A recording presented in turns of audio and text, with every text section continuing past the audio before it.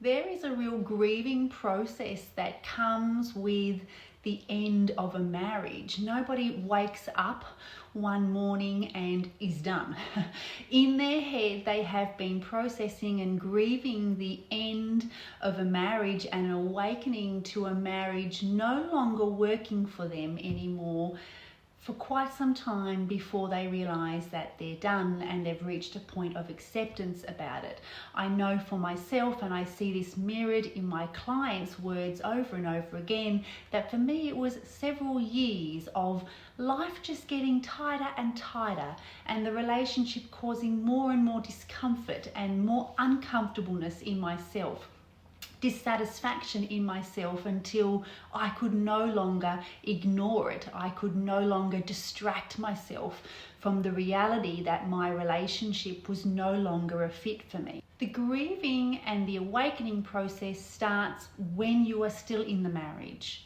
And the initial first loss is the loss of the future dream that we all once bought into when we first were married. And it's often that success pathway of having a beautiful partner, a beautiful life, a beautiful family, the beautiful home. Maybe it's the trips that you do together, the sort of lifestyle that you envisioned building with this individual, and the life that you saw yourselves living together for the rest of your life. As we start to awaken to a marriage that is no longer truly a great fit for us or bringing out the best in us, the first thing that we start to accept and have to sit with is the loss of the potential future dream that we once so wholeheartedly bought into, created and believed in. The grieving process also includes us waking up to the fact that we have grown out of a relationship and a partner, that we no longer really have much in common. We're not really looking to hang out with one another. We don't have a lot of things that we like to do. In fact, most of the time is spent away from one another, enjoying our time doing separate things. Not as a family. Family time is often still a focus, but as individuals. And so this slow acceptance is that if we were both single today and meeting as new people in a bar, let's just say, you probably wouldn't be attracted and drawn to one another as the people that you are today, being very different people than who you were when you first met in your 20s and 30s, because both of you have evolved and grown in different ways, not in parallel ways that keep you aligned as intimate partners now. Friends, yes, but intimate partners often no. And depending on how far we've pushed the ball down the hallway, trying to make it not so, and to almost try and ignore this inevitability that perhaps both of you could feel coming, that this marriage was not going to last, it's this awakening and acceptance that the marriage is no longer bringing out the best in either of you.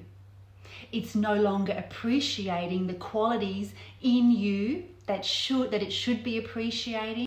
The intention with all of my clients, whether separating or divorcing, is for it to be amicable. And actually, the best way that we can guarantee this is to start communicating as early as possible the sorts of inner thinking that my questions here have led you to start having. The more you start conveying this in a small way, we start getting a gauge on where our partner is at. What are they thinking? Where are they sitting on the spectrum of acceptance and waking up to a marriage potentially no longer being a fit? When you can have your partner on the same level or similar, then we can have an amicable separation because both of you are on the same page.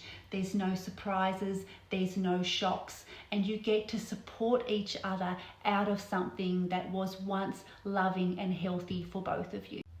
The block for many of you here is going to be having the confidence to express your own needs and thoughts like this.